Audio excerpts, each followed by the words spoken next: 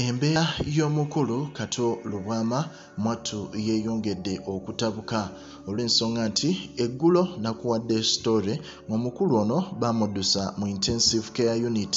bagezeeko okubanga bamukolako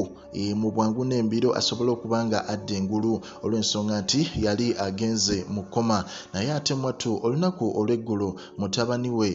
mutabani wa Kato Lubwama yavuddeyo ku TV emu n'agamba bannayuganda ng'Alimumaziga ag'Ekitalo baveeyo basabire ku taata we olw'ensonga nti abasawo bayogedde ne bagamba nti omukulu treatment tagirespondingako bulungi ate ng'ali mu ICU. Bagambye nti eddagala lye bamuwa Kato Lubwama tarespondinga oba talimira bulungi mu mbeera y'okuba nti bamuyisa eddagala mu bupiira ogezaako okuba nti limutuuka mu mubiri. Naye ate okusinziira ku basawo bagamba nti omukulu response si nnungi era mutabani we bw'atyo bwe yabadde ayogera olunaku olw'eggulo ku TV emu ng'asaba bannayuganda baveeyo bamusabire. Kino kiddiridde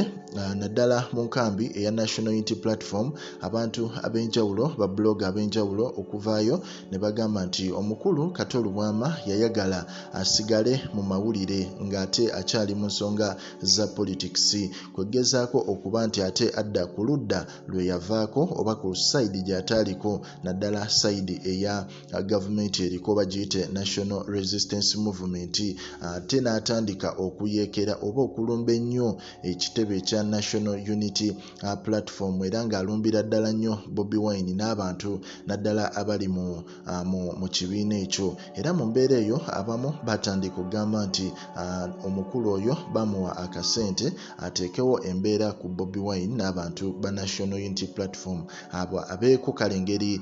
gy'abalumbangamu kyova olaba nti buli vidiyo kimu bibiri yayogera ku Bobi Wine n'obwana bwa Nuupu era buli kyamutuukangako nga agamba Bobi Wine n'obwana bwa Nuupu. Naye ate mwattu abamu batuuka ne bagamba nti eyo gye bamuweera akasente ako ate mwattu gye yaliira obutwa. Naye ng'ate kigambibwa okuba nti essaawa zino omukulu Kato Lubwama ali bubi nnyo olw'ekirwadde ekya kansa. Naye tugezaako okuba nga tumusabira naye ng'amazima amatuufu ye ali bubi nnyo ddala olw'ensonga nti abasawo okusinziira ku mutabani we olunaku olw'eggulo bavuddeyo ne bagamba nti omukulu tarespondinga ku treatment ate nga ali mu intensive care unit ate ng'ekisingira ddala obubi Kato Lubwama ali mu coma essaawa zino olw'ensonga nti bagezaako omukolako operation ya kansa ate mwattu bagenda okizuula ng'ate yalina n'omutima omulwadde kati ebizibu byonna ne byegatta omulundi gumu kwe kubanga byamusindika mu coma. Tugamba nti naawe gezaako kubanga omusabira quick recovery osobole okubanga teri ayagaliza muntu ntaana. Naye tugamba nti ffe nga Prejan Media omukulu ono comedian ate atusesa nnyo ng'ovudde mu nsonga za politics tusaba busabi Mukama amuyambe asobole okubanga adda engulu. Likinga, commentinga era subscribinga.